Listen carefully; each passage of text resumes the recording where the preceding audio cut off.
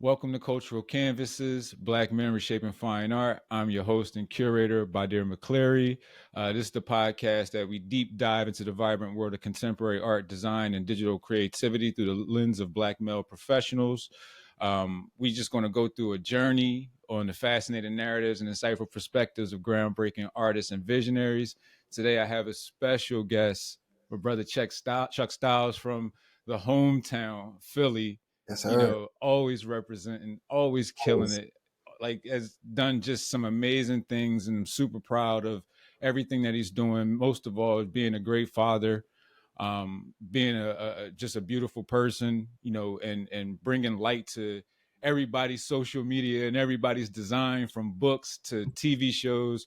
My brother Chuck Styles, man, thank you for being here today, bro. Oh man, my brother, thank you. Thank you so much for having me. It's an honor to just share this, same space with you and have these type of conversations, especially Yes, as man. Black men in the art world. So Yes, thank you. sir. Thank you. I Yeah, appreciate it. man. I truly appreciate you being here, bro. And like, one of the really dope things about your practice and your work, and I mentioned it in the intro, is that it's very, very family based. Um, like, I look at you like the art world, Toby and Wigway, like that brother, like, you know what I mean, like. One of the things that I think is a highlight that not many people have seen, but you posted it, and I thought it was really defining of your practice as a man, as a husband, as an artist, was when you did the dance for your daughter. Hmm. When you was on stage, I think it was like her recital Yeah, or man. something like that. Yeah, I yeah, thought yeah. that was beautiful, bro. Let's start with that. How does being a father really add to your creativity? To be honest with you, brother, um, before I was an artist or I stepped into art full time, I was a professional barber. Mm-hmm. Um, I was a barber before I had my wife, before I had my children, and as with any craft that you take seriously, you get better. Especially Mm-hmm. if you're serious about your craft. So the thing with being a barber is the more popular you get, the more time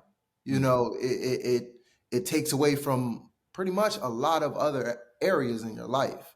Mm-hmm. So um 12-hour days in the barbershop, 12, 13-hour days in the barbershop, and simultaneously still trying to find ways to do artwork, Mm-hmm. on the side, while having a family. That being fully transparent, that took a toll on, my marriage, me being a father. And Mm-hmm. so I hit a crossroads and I said, all right, I had just turned 30 at the time. And you know, it was kind of a dark period. As much as it looked like a success from a barber career standpoint, my household was, in turmoil. Mm-hmm. So I had to make a decision of, okay, um, art is something that I truly love. Mm-hmm. Um, I'm young enough to still start something new and be successful at it. I didn't feel Mm-hmm. like 30 was too old.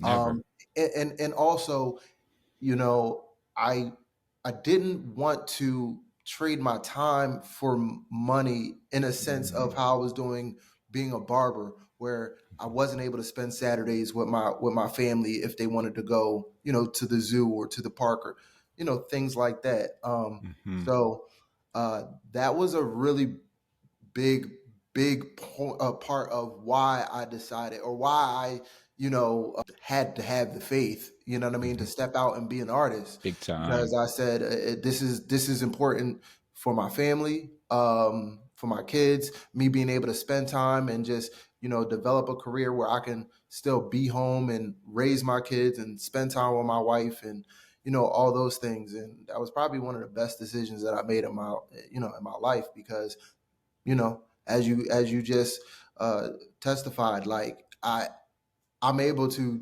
be at my kids' dance recitals and be an active Yeah. father, drop off, pick up, and still not miss a beat with my artwork. You know what I mean? So Yeah. yeah. How important is, faith to not only the family, but to the practice? Because, a lot of artists, when you're in this game, especially for arts business, or trying to get with a gallery, or just trying to make your art known to public spaces, you have to step out on faith. Like, how important is that faith to just getting up and getting started with your artistic day? Oh man, it's everything. It's Yeah. everything. The best thing about being an artist is that, artists have the ability to take something that's in their mind Hmm. and manifest it into a physical reality. That takes faith. Yeah. Yeah. To be able to believe in something that you can't see Hmm. and make it happen is what being an artist is all about. So as you pursue being an artist, you have to rely on that same faith of, hey, my career might not be where I wanted to be right now, but I have to walk in faith. I have to know that, God got me. I have to know that, you know, um, uh, my purpose is going to open doors for me, or it's you have to believe in a higher power, bro, because it's like this artist life is not is not eh, It man, ain't for the weak. it's That's for not for sure. the weak. It's not for the weak. And I think so many artists romanticize just the idea of art, being an artist. Like, oh man, I get to just put vibey music on and smoke weed and create, beautiful Right. things. And it's yeah, that's a fraction of it, if that's your lane. But the other side of that is walking in faith through the Walking. through the Yeah. valleys, bruh. Yeah. You know? Yeah. Big time. Big time. I mean, it's one of those things to where, like, everything you said was like spot on, bro, because like that's what art above reality means. Yeah. You know what I mean? And people ask you like, well, how did you come up with that name? How did you do this and that? It's like, exactly how you put it. How we look at the world, you know, can be a perspective or a distorted perspective depending on your upbringing, depending on your environment, but that art, that creativity, whether folks believe in God like we do, or they believe in a different higher Right. power, Right. that's the art, Yeah. above all of that.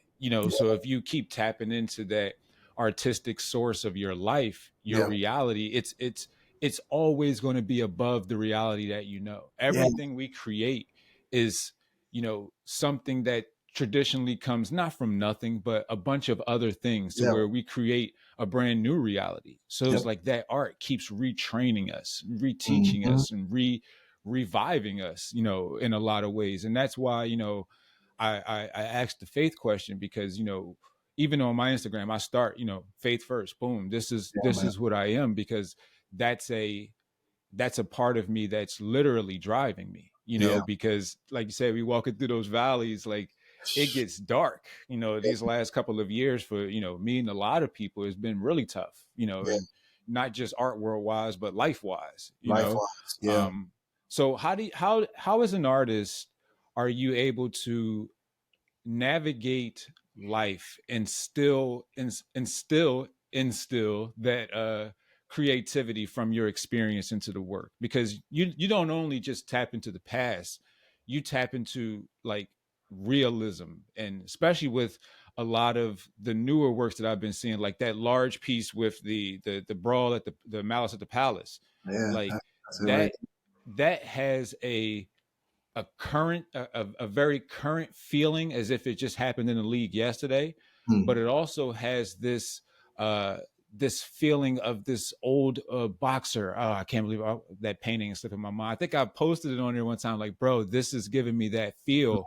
It'll pop back into my mind. But how do you take your experience and translate it into those moments in your work? It's man. It's funny that you asked that question. I remember teaching alongside my sister. Shout out Shanina Diana. You know what I mean? Another Peace, amazing Shanina. Philly, Peace. yeah, Philly artist. Her program Art Buds. Um, Teaching there for 6 years, Mm. every Saturday consecutively. And I developed at first I wasn't a teacher. You know what I mean? Yeah. I love kids and I love art, but I didn't know how to speak to them. Yeah, it translates different. Yo, it does. And so, you get a whole bunch of kids. Some of them want to be there, some of them don't. And I had to teach them the way I knew how to speak to them, and which is just being Mm. real with them. And one Mhm. thing that I always told them is just like, I know it's Saturday, it's like 10 o'clock in the morning. You don't want to be here, do you? Some of the kids, nah, I don't. All right, cool. Put that in the art. Put Put it that in the in art. there. Yeah. Whatever you feel, put it in the art, because something Mhm. something is going to come of it, and other people are going to feel exactly how you feel. You know what I'm saying? Mhm. And be Mhm. inspired by the art that you've created from that feeling. So, Yeah. I'm gonna be honest, this Malice in the Palace piece, it comes from, at the core of it, frustration, bro. It Hmm. comes from just the climate of where we're at right now financially. Mhm. Just we're, struggling to push my art into new places, but not really um, getting the reception that I would like. You know what I mean? The Mhm. Mhm. algorithm from Instagram constantly changing, and Yeah. a lot of artists not being able to reach their followers. All of that frustration is Yeah. what inspired, this piece and some of the other pieces that I haven't really showcased on social media yet. But it all comes from Mhm. that, that place of, yeah, man, life is life. You know what I mean? Yeah. And That's a fact. if there are events that I can kind of pull and just be like, yeah, um, at this point, this person, they snapped. You know what I Yeah. mean? And Yeah. and you can feel the frustration, you can feel the tension, you can feel whatever drama is happening internally and externally. I put it in Mhm. art. And I think Yeah. whenever I lean on that advice that I gave into the kids of, Mhm. whatever you feel, lean into it, put it in the art. That's one of the secret recipes of I guess why my art or some of the pieces connect, and feel like it just is perfect timing for that piece. You know what I mean? Oh, most definitely. It's always seemed to be perfect time, and every time it comes up, it's like you really hit the mark. That artist I was talking about was George Bellows. I don't know Mm, why he left my head, but he was painting almost like, well, he was painting in like a depression era, toward the end of his life, but his paintings were really dark, especially this most famous boxing painting. Oh man, like that, he had a few of them, but it felt like, if Malice of the Palace piece felt like that. And when you brought up, how it's about dealing with life, I looked at it as like, the corporations per se going into the stands with the crowd and attacking the crowd, or the crowd being so fed up with the corporations that they fought back. yeah, And that scene, with Jack and Artest and all of them in the crowd with them, and you just seeing these punches and you seeing all this thrown. It was a temperature of like just being fed up. yeah, You know what I mean? And yeah, just literally saying, you know what, like I'm tired of this abuse. You yeah, know what I mean? yeah. How as an artist have you felt the abuse of the art world? Not necessarily financially or anything like that, but just opportunity wise. It's funny that you say that, man. I literally just got finished, you know, partially negotiating with a gallery as far as Mm-hmm. like representation. Now, I've never really sought out a gallery to represent me. Mm-hmm. But this gallery did approach me, and everything from the curb appeal of it, it looked very attractive until I Mm-hmm. got the agreement, and it was just like, oh wow, man, you guys are really trying to like put me in a 360 deal Mm-hmm. exclusively, and Mm-hmm.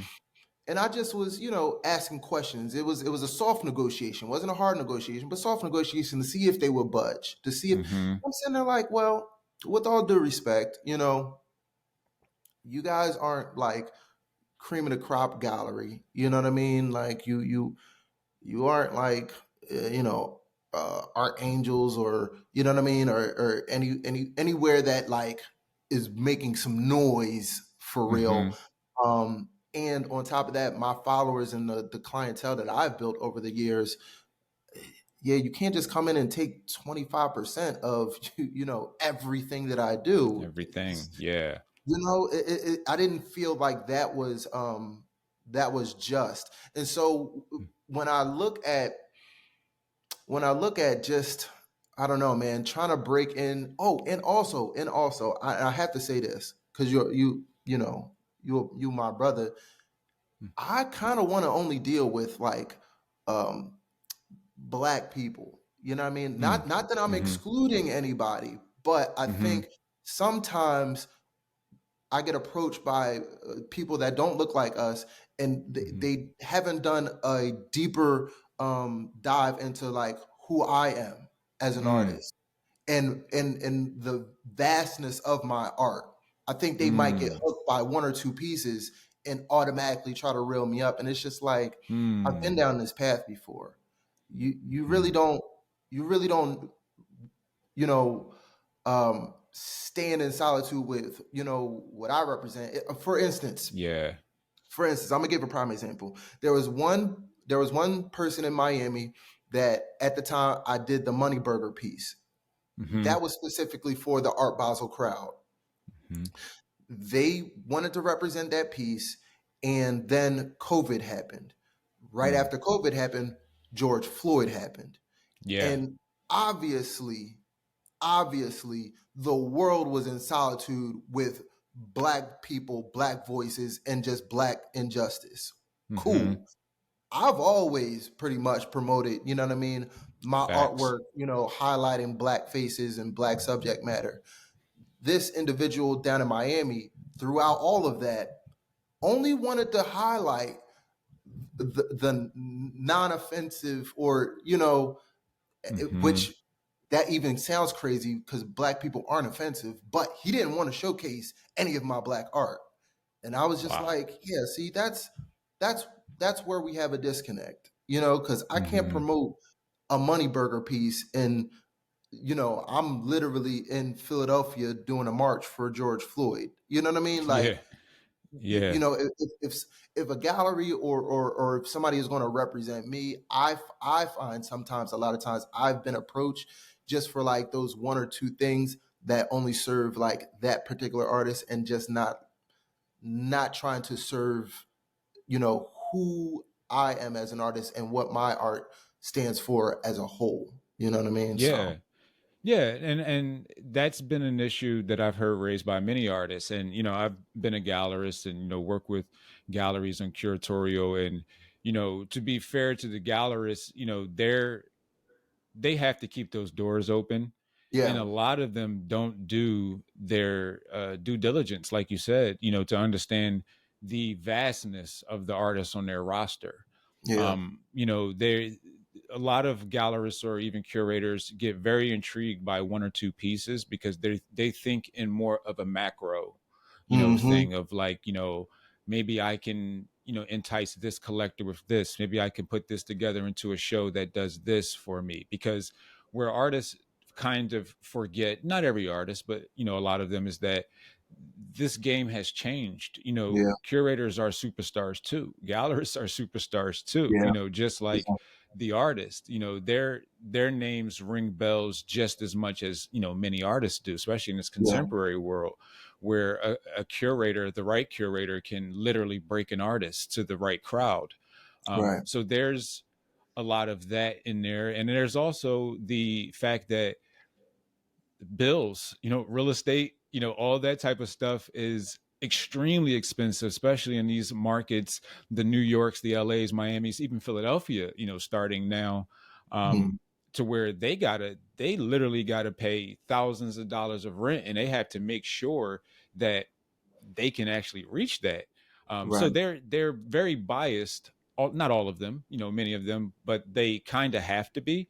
But to your point, it hurts them because they're the artists that they're working with.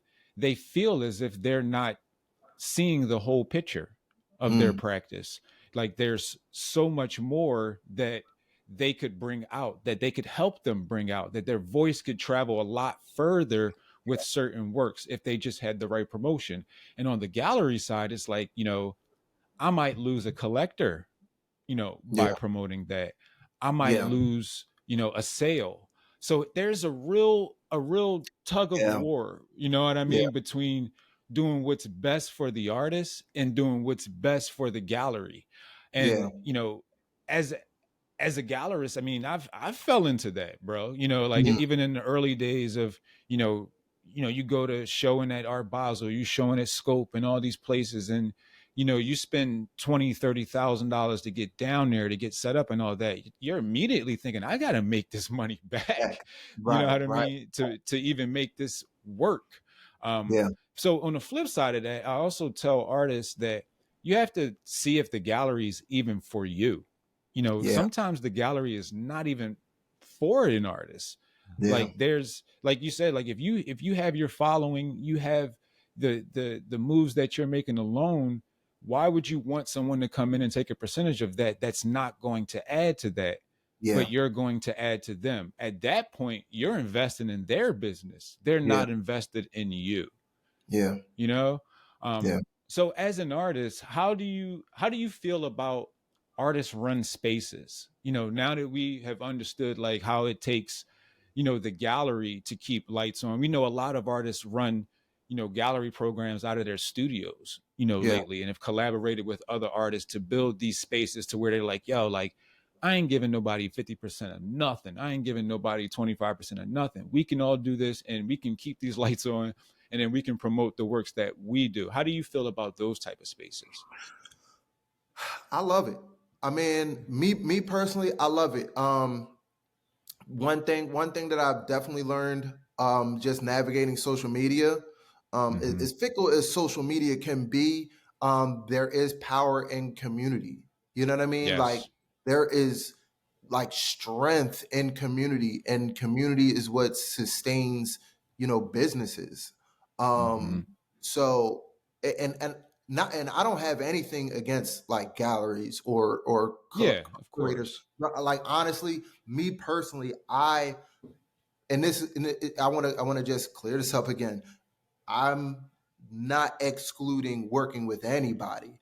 I Mm-hmm. think that if I had a choice, though, I would want Yeah. to do business with another black curator, another black gallery, because it's not many of us to begin with, Yeah. especially the higher you go up. So, Mm-hmm. if I can spread the wealth with someone who can pour back into my community, Mm-hmm. especially, once again, the community that I've built, just with my Instagram following, we like the same music. We like the same. Not that it has to be a monolith or anything like that, Yeah. but Yeah.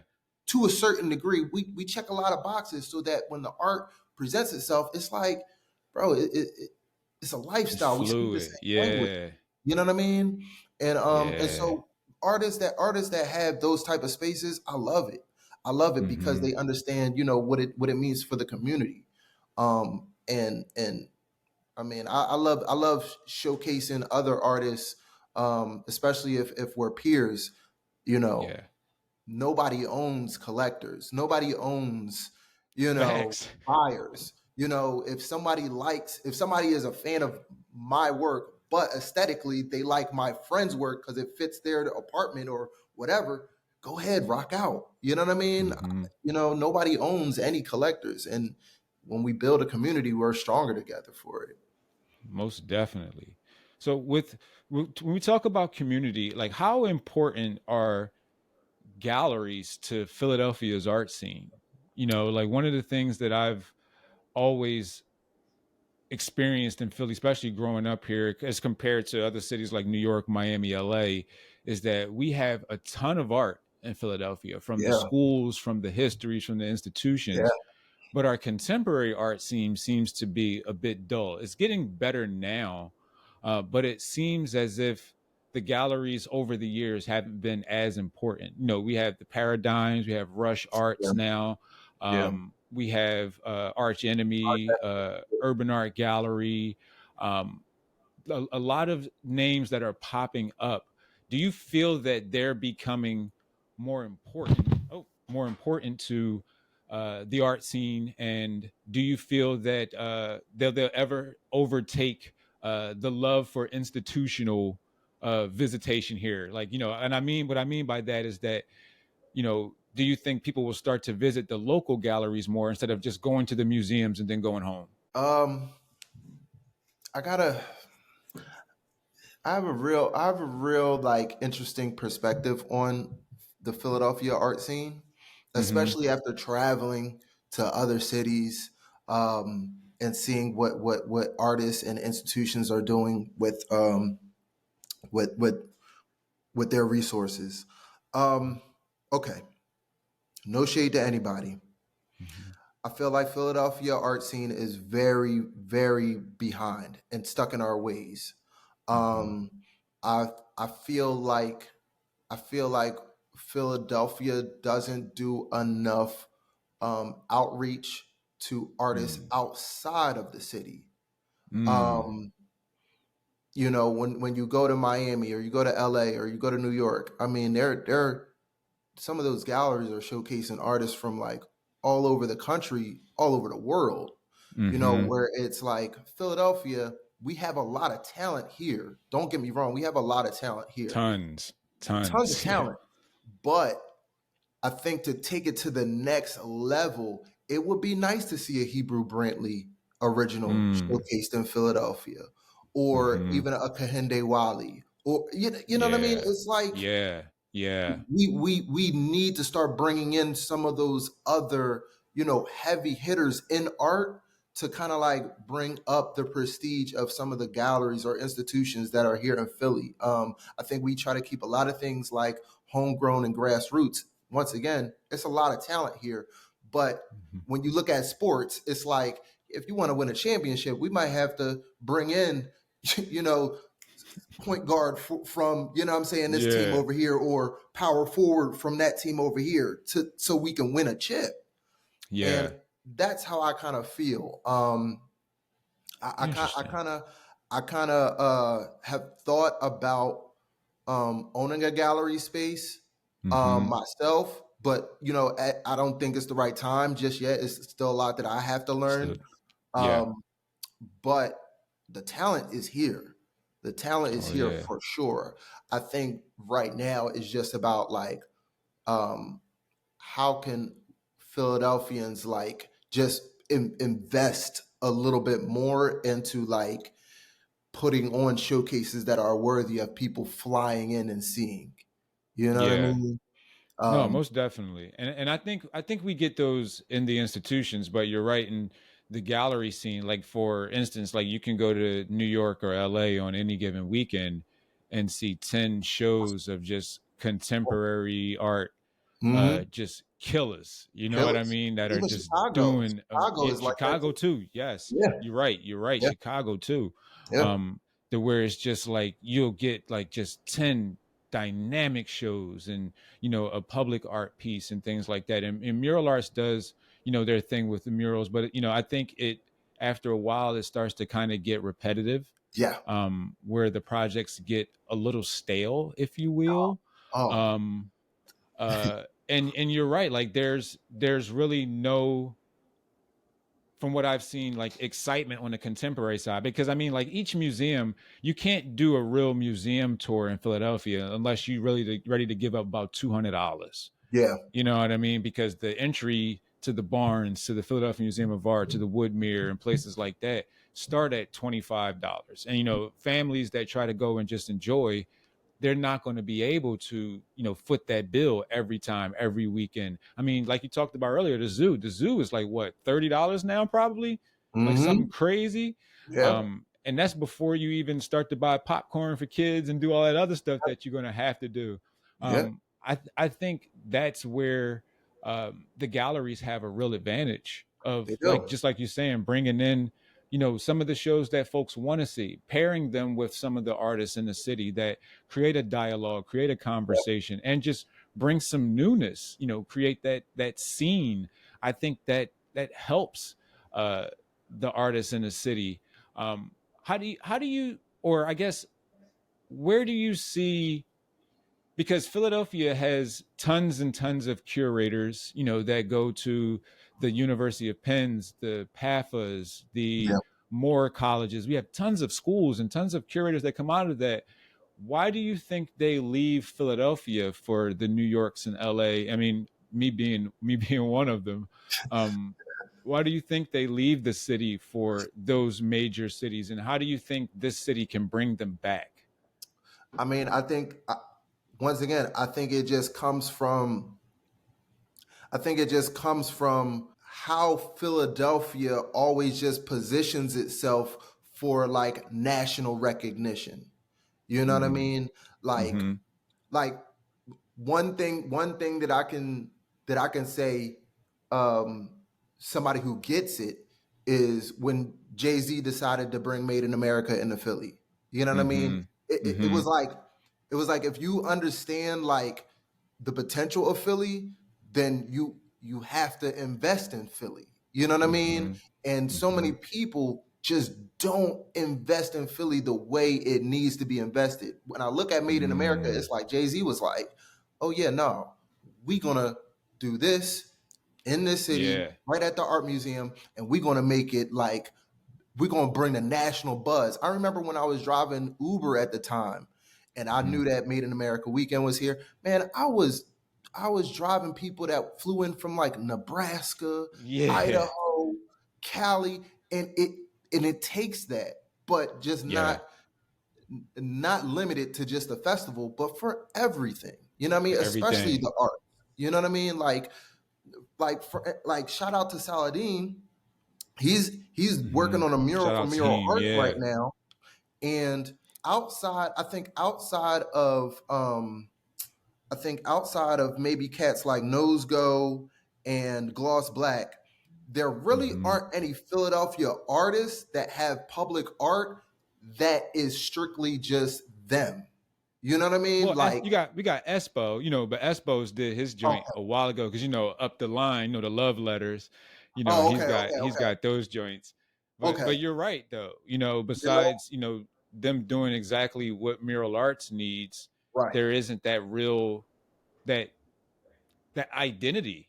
Yeah, You know what I mean in yeah, public art. I yeah, like I think you make a great point, man, with like the investment in Philadelphia. I think over the years it was stagnant. You yeah. know what I mean? Like there's been a few people that have tried to open up spaces and didn't get the support, that you really need to manage a gallery. I remember they tried to do the fine art fair here a couple years ago, and that didn't do too well. Then they had a few institutions. Like I went to the opening at ICA Philly the other day. Really Mm, cool opening. They're trying to do some things. It's kind of like a gallery inside of an okay. institution, but there aren't many places that you can go to say, you know what, like I know Chuck is having a show down here. Like I got to go check this out. Um, the only real place I've seen that at is Paradigm. So Yeah, I guess yeah. my question with that is that how can an artist in this city, and like you said, you were thinking about with owning a gallery, how does an artist prepare to take their career and their fine art opportunity into their own hands in this city to help create that market? How could a fine artist like yourself do that? Well, I think as much as I've thought about it, Mm-hmm. I wouldn't be able to do it by myself. It would definitely take investors, partners, um, Mm-hmm. you know, people that do see the potential and then also have the resources to help make it happen. Yeah. Um, like I said, everything that I say is no shade to anybody. It's just Mm-hmm. an observation. Mm-hmm. I wonder why. The African American Museum. You know what I'm saying? Mm-hmm. You like, du- why don't they have like large showcases? You know what I'm saying? With some of the trailblazers in Black art right now. You know what I Mm-hmm. mean? Mm-hmm. Um, it's things like that. So, um, to answer your question, I do think that more people have to rely on, just the resources, even if they Yeah. aren't in this, even if they aren't in the city of Philadelphia, because there Yeah. are people that love Philly and our talent. You know what I mean? Um, Facts. when it comes to real estate, I know plenty of people in New York that's like literally coming down here and buying up properties because once again they see the potential. They'll Mm-hmm. invest if there's certain things already in place that says, hey, we're ready for that investment, we're ready for that Yeah. next level. And I think that if we want to compete with like some of the major cities when it comes to like art, we're going to have to rely on some of our brothers and sister cities and resources to help make it happen. Being that you're an artist that's in the physical and the digital world, do Hmm. you feel that the digital space is a way that artists can kind of make up that capital to create a space at let's say, not a cheaper price point, but a more accessible point, in a digital space? Because if you have the skill set, you have somebody, you can collaborate easily on a virtual space that possibly can draw visitors and take less of a financial hit than paying $10,000 a month to a gallery. Do you feel that a collector would respect the artist more with that virtual space instead of a store, or would you think they would respect the storefront more? How do you feel that that plays a part into the perception of that artist or that artist group? I think it depends on the collector. I think because there are some collectors that value the tangible, and then you have the Mm-hmm. new money collectors that value the Web3. You know what I mean? And Mm-hmm. the collectors that value the Web3, oh, they get into a bag. Technology sector is up right Mm-hmm. now. You know what I Oh mean? yeah. So when you Oh look yeah. at like tens of Yeah. millions of dollars during the NFT wave, he had a following of Web3 collectors who Yeah. they didn't care about a physical space. So I think there's space and opportunity for both. You know, Yeah. if you have the skill, then why not do both? I just spoke at Radnor High School, and just kind of like told the kids about um the difference and the opportunities of both traditional fine artwork and Mm-hmm. digital work.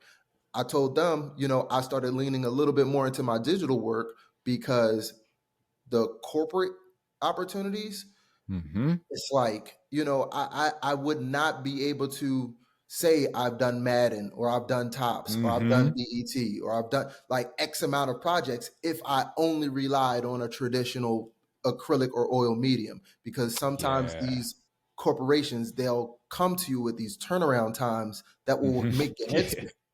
spin. Yeah. Literally, hey, can you have a concept in 3 days? You know what I Yeah. mean? Yeah. But the bags that they have with those type of efficient skills, Mm-hmm.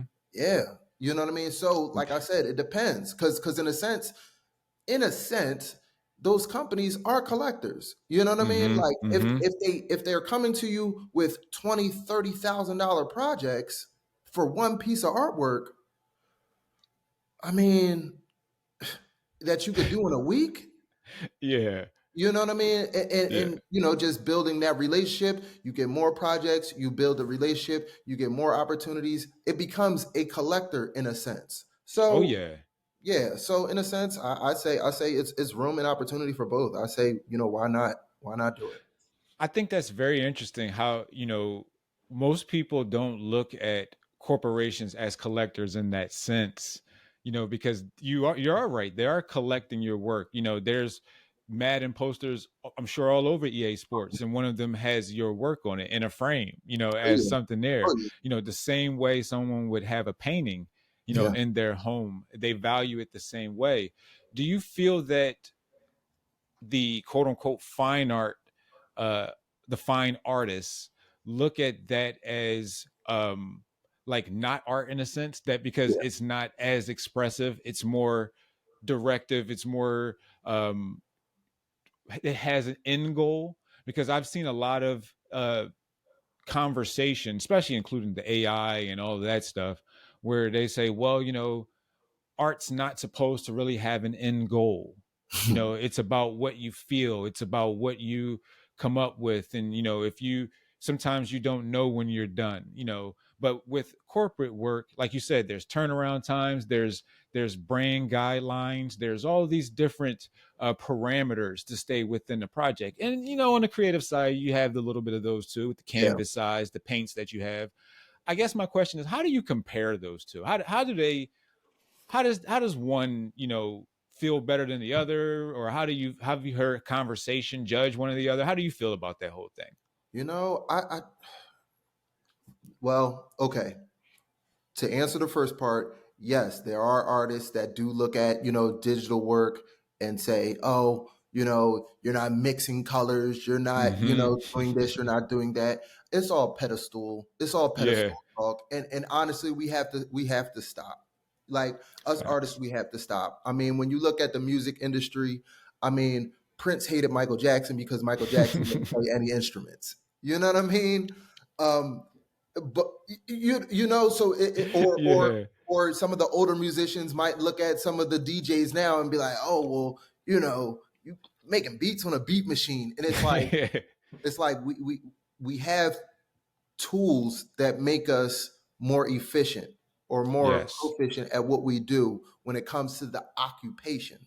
Mm-hmm. Now, being an artist at heart, you can be passionate and have your own practice, and whatever your practice is, if that's what feeds your soul, cool. But when it comes to being an artist as an occupation, the more tools you have, the better you can do the job. So if you're Mm. building a house and you only have a screwdriver, I don't know how long it's going to take you to build that house. Yeah. Or if you even get it done. Right, if you want to get it Look, done. Now here's the thing. If you want to build your house on your own land for yourself, yeah, take as long as you want. Take facts. as long as you want. But if you're building it to sell the house and for other people to have the house and appreciate the house, then yeah, you're going to need some carpentry. You're going to need some, electrician. You're going to need all these other tools to help build that house. And that's how I look at, you know, art in a sense where it's just like, yeah, people can get mad at AI. I get it. Yeah. I get it. But the end users of the AI, which are the consumers, the customers, they don't give a damn how it's made, Yeah. bro. Yeah. They For don't. sure. If the art made them feel something and they love it, they're going to share it, they're going to repost it. The only people that's criticizing it is other artists who are Other like, artists. that's not cool. I don't like it. That's not, I stand against AI. It's it's it's a shame that we artists do that, but Mm-hmm. I do say that it's room and space for all mediums. Yeah. Once again, I go back to saying the collectors that the collectors that value fine art, they're going to be there. The Yeah. collectors Yeah. that value Web3 art, they're going to be there too. You know what I mean? Mm-hmm. And they might not really ever be in the same room together because they're all within their respective communities, but Mm-hmm. that doesn't stop the art from being produced and being appreciated. You know what I mean? Yeah. In both communities. You know what I mean? Do you think that people are over purifying or over, and I know this is not a word, over pedestaling the art practice, trying to keep it in a um like a deity form of Yeah. those of the past? Because like we talk about those tools and they will say things, you know, well, Picasso didn't need those tools, or Basquiat didn't need those tools. They all worked with found materials, mixed media, things that were in their environment. And you know, others would argue that you know it's because they didn't have those tools. You know, like people would say, you know, Warhol would have been a beast on social media. Ah, You you know, they would froze. say, you know, other artists would have been killing it with AI or killing it with. Oh, I froze up. Just for a quick second. You're good. You're good. All right, we good. We back on. All right, Yeah. yeah. So like you know, um, they would have thought that those type of artists like the Warhols and Basquiat's, you know, they would have been amazing with the tools that, you know, we have today. You know, imagine, you know, any contemporary artist from the abstract expressionist period getting to, you know, do paints with, you know, new ideas or new materials and new tools. Do you think that people are over purifying the process and not just being creative with what's around. Oh yeah. Oh yeah, absolutely. Absolutely. And that's why I was saying, like, people are just kind of like on their pedestals, kind of like, demonizing, like, the new tool, or the new the new technique, when Hmm. honestly, um I think that any tool or any resource that an artist can use to express their creativity, it only it only expands and helps artists as a whole, achieve Yeah. higher heights. I mean, like, when we look at just, and I'm only speaking at, as a black artist, I only Hmm. knew of Basquiat. Like, that's it. I Yeah. learned about Augusta Savage and Gordon Parks later, but kind of like from an elementary, like, intro to arts. Basquiat was the only black Hmm. artist that I ever knew that was a successful artist. If you look at today, Mm. with all the tools, with all the new techniques, with all the new, you know, I I know on hand personally more successful black artists than I've ever seen throughout the history of art. You know what I mean? So in a Facts. sense, yeah. So in a sense, um, I think those that kind of try to, you know, um, pedestal, you know what I mean, certain techniques, or Hmm. put certain techniques on a hierarchy. I think that cripples the next generation from Mm. exploring and taking art into a new direction, and help create more opportunities for more artists to flourish. Um, once again, I don't really champion that type of language, or that type of behavior. I mean, there's plenty of artists that do that. I just try to keep an open mind, and always Yeah. learning, because you never know where the industry might make a turn. And guess what? You might have to learn that skill that you demonized, or pick up that tool, that if you want to, still thrive. So I just try to keep an open mind to that type stuff, and I encourage a lot of other artists to do it as well. And if you want to pick up these new tools and incorporate it in your practice or not, that's on you. You know what I mean? It's it's Yeah. really, it's really on you. But I do think ultimately it helps a lot of artists um be independent and just have a successful career. I mean, even if it's not at the scale of a Basquiat, or a Cause. I mean, shoot, if you can make Hmm. like $50,000 a year just off of your art alone, you don't have to work at a fast food joint. You know what I mean? Yeah. That's successful. You know what I The mean? options. Yes. Right. Yes. Right. Yes. A lot of people don't see that. And I think that's what's important. So one of the questions I've had too is like we've talked about, you speaking to younger kids, you talk about you speaking to high school kids, and I know that you've spoken to the peers. How is the conversation different from each level? Talking about being able to be a successful artist and what a successful artist is, because you made a great point that when we look at the Falling Through the Cracks series and what those artists had to do to Mm, quote unquote make it or even be known, or some of them never even got the chance, there are yeah. more artists now that are known more than ever and are Yeah. successful more than ever. How do you teach that? How do you explain that conversation to those three levels of artists? Well, with my peers, I can complain. You know what I mean? You can complain to the ones that, like, are in the trenches with you. I try not Yeah. to complain to the youth. I do try to keep it. I try to keep it real with everyone, though.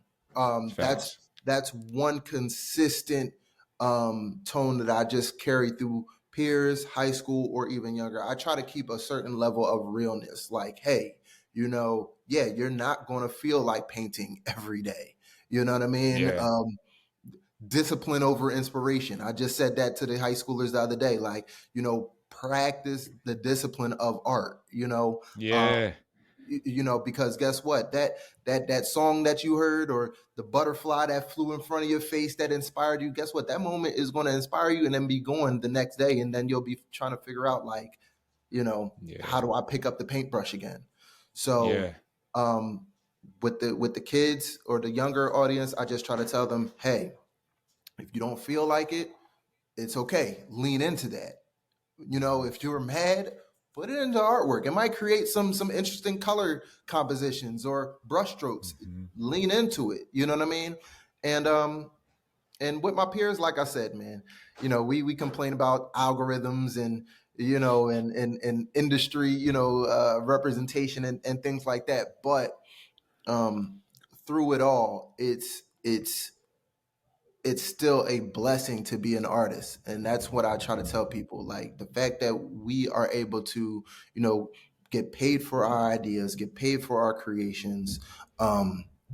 If you are diligent and withstand the valleys, the peaks that are worth it, you know. Yeah. And on top of that, it's just, if it feeds your soul, man, you know, you find a way to make it work, you know. And that's what I tell my peers, like, well, you know, whatever the storm is now, we've been here before, you know, we've been here Big before. facts. What are we not gonna, we're gonna stop creating? No, you Right. create through it, you know. Create through it. Hell Let's see what yeah. the artwork looks like after the storm passes, because it might help a whole generation of people, might help a whole group of people, you know what I mean? That's big facts. So I mean, that's the we don't get no better than that. So we going that's the perfect thing to end it on right there, my brother. Like I first off, I want to just thank you for your time, bro, and the energy. I mean, this has been very, beneficial, hopefully to the visitors, but I know for me, Nah, this is and great. I mean, not the visitors, but the viewers, and I just one of the things that I, wish for all the brothers doing this is, man, just continued elevation, whatever that is, whether that's family, whether it's financially, whether that's mentally, emotionally, Mm, spiritually. I think mhm. that's important because all of those things, like Voltron, a great person, and Yeah, then a great artist, because all of those artists that we look at in history and all those artists that are successful, I believe, have those characteristics. You know yeah. what I mean? And it's important. So before we get out of here, bro, tell us where we can find the works. Let everybody know how we can get in touch with you and how we can find the good stuff that you're doing out here.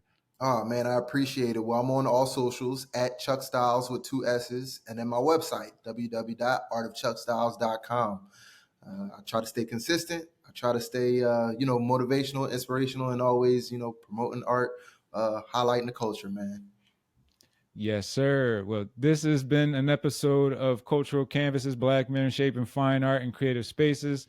I've been your host, Badir McCleary. This is my brother, Chuck Styles. It's been an honor to explore the vibrant stories and perspectives with y'all. Remember, the canvas of culture is ever evolving, and these voices continue to shape this dynamic landscape.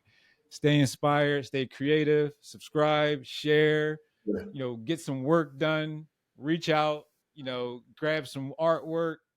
Until next time, peace. Peace.